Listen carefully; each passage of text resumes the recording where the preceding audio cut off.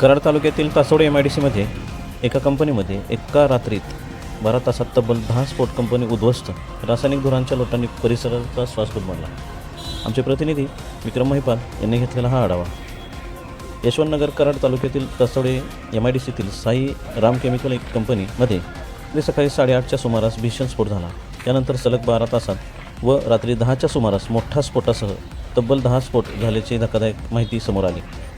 स्फोटामुळे कंपनीची संपूर्णतः इमारत उद्ध्वस्त झाली असून रासायनिक धुरांच्या काळ्या लोटांनी परिसराचा श्वास गुदमरला आहे.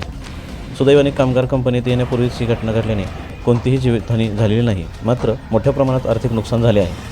प्राथमिक माहितीनुसार कंपनीतील बेस सारख्या रासायनिक पदार्थांच्या बॅलर्समध्ये काही प्रतिक्रिया होऊन पहिला मोठा स्फोट झाला. त्यानंतर कंपनीच्या विविध भागातून अधूनमधून स्फोट होत राहिले.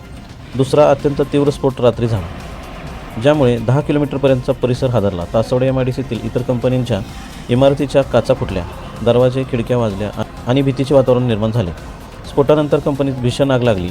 आगीची ज्वाला आणि काळ्या धुराचे लोट आकाशात उठले, जे दूरपर्यंत दिसत होते. रासायनिक धुरामुळे परिसरातील हवा विषारी झाली असल्याची स्थानिक नागरिकांची माहिती.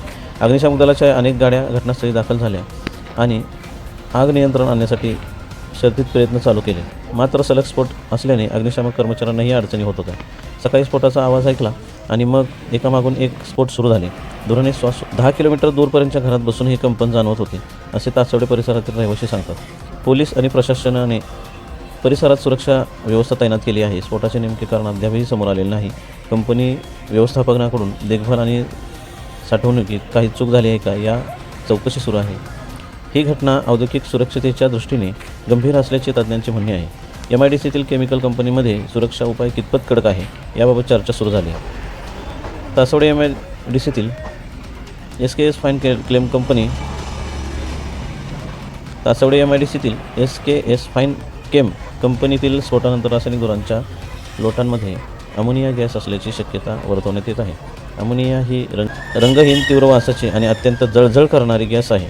उच्च सांद्रतेत तिचा संपर्क शरीराच्या श्वसनापर्यंत डोळे, त्वचा व घशाच्या गंभीर इजा पोहोचू शकतो. अमोनियायुक्त धुरामुळे घसा, नाक, फुफ्फुस आणि डोळ्यातील जळजळ, खोकला, श्वास घेण्यासाठी त्रास, मळमळ, उलटी, पोटदुखी, चक्कर येणे, गोंधळ, थकवा यासारखी लक्षणे तक्रारी नागरिकांकडून करण्यात येत आहेत. धोका अजूनही टळलेला नाही, अजूनही भीती कायमच.